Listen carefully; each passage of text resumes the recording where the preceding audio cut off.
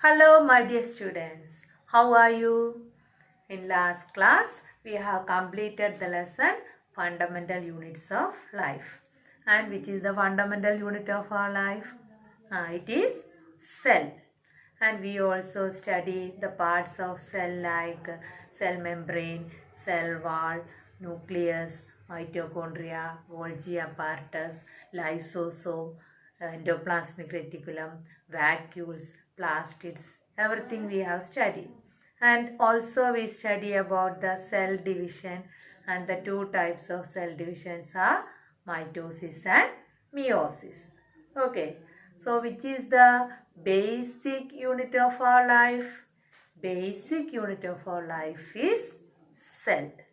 And we know organisms that have a single cell are called as unicellular organisms. And the organisms that have more than one cell are called multicellular organisms.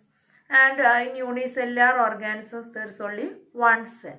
So all the life process, nutrition, excretion, respiration, everything, all the life processes are taking place in that single cell itself. Everything is taking place in that single cell itself. But in multicellular organisms, we can see that some cells are involved in the function of movement of our body. Some cells are involved in carrying messages from one part of our body to another and all. That means in multicellular organisms, we can see a division of labor. So some cells are joined together to perform a particular function. So since they are doing one particular function, they can do that function efficiently also. Okay, so we can see a division of labor in the body of multicellular organisms. So for example, blood in our body. What is the function of blood? Blood carries oxygen, digested food, waste materials, then hormones, everything from one part to all other parts of our body. Or in muscle cells, what is the function? They will contract and relax and help in the movement of our body. Or last lesson we study longest cell is nerve cell. And this nerve cell, what is the function? It carry messages from our sense organs to our brain or spinal cord, or from brain it will carry to our muscles. So the function of nerve cells is to carry the messages. And again, if you look at plants, in plants also we can see that certain cells are specialized to perform a particular function. For example, you have studied in 7th standard, xylem. The xylem will carry water from root to the leaves, and phloem carry food from leaves to all parts of plant. So in plants also we can see some cells are specialized for doing a particular function. And in this next lesson, today in this next lesson, tissue. So what's the name of the lesson? Tissues. We can study what is a tissue. So here we study some group of cells are specialized for doing a particular function. And what about the structure of that group of cells? Muscle cells that help in the movement of our body. And what about the structure? Muscle cells are spindle shaped, or nerve cells carry messages. So they are the longest cell, and they have parts called what? Dendrites, and a long branch called axonite and all. So nerve cells have a particular structure, muscle cell have another particular structure. So what about the structure of the cells that perform same function? They have a same structure also. Okay, so this group of cells that have same structure and that perform a particular function are called tissues. So what are tissues? Tissues are a group of cells that have same structure and same function. that group of cells are called tissues. Okay, so all muscle cells join together to form muscular tissue. All nerve cells join together to form nervous tissue and all. Okay, so now we can look whether do all plants and animals have same type of tissues. And this term tissue was coined by Bichat in 1792. So the term tissue was coined by Bichat in 1792. And the study of tissues is called histology. So what is histology? Histology is the study of tissues. Okay, now we can look whether plants and animals have same type of tissue, or do plants and animals have tissues with same structure and same function. So before that we can look what are the differences between plants and animals. So you can say what are the differences between plants and animals?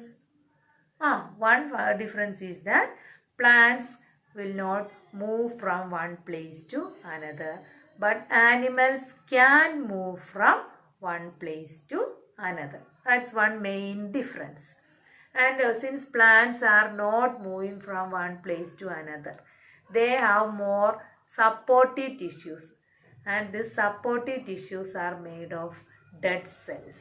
Okay, but animals are moving from one place to another, so they have most of the cells in their body are living cells. So plants don't move from one place to another, animals move. Plants most of the cells are dead cells, animals most of the cells are living cells. And who need more energy, plants or animals? Animals need more energy because they want to move from one place to another in search of food, or they want to find out their shelter and all. So they want to move from one place to another, so they need more energy also. Okay, and their cells are also, most of the cells are living. In plants some cells are dead cells, so they don't want to move from one place to another, so they need less energy. Then what are the other differences between plants and animals? Plants, what about the pattern of growth in plants and animals? We can see plants grow throughout their life, but animals grow only up to a certain age. After that, they won't grow. That's one difference. And when we look at the growing areas of plants, we can see growth is taking place in certain specific areas like tip of stem, tip of root and all.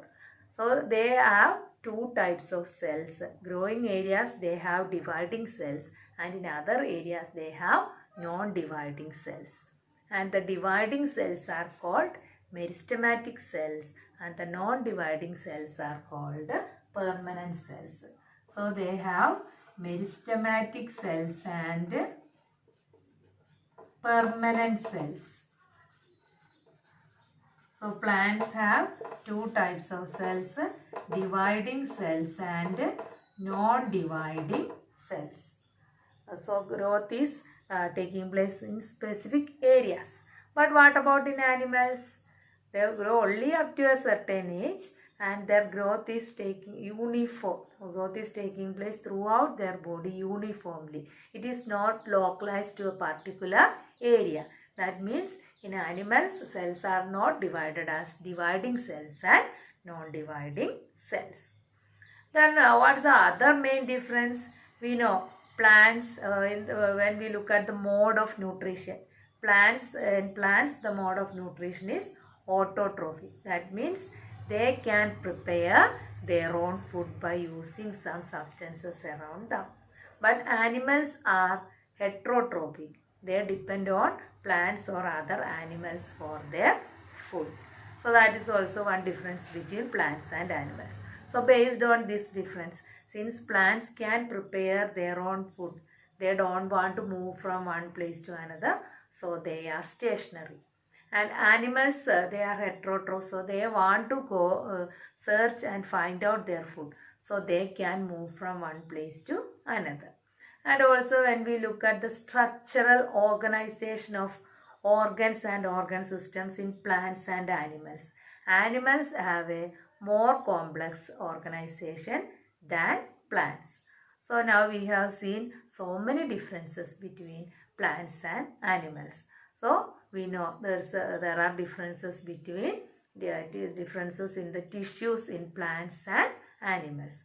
So plants have specialized tissues, animals have some other tissues. So we can study about plant tissues and animal tissues in next class, in next video, part 2 video. Okay, bye.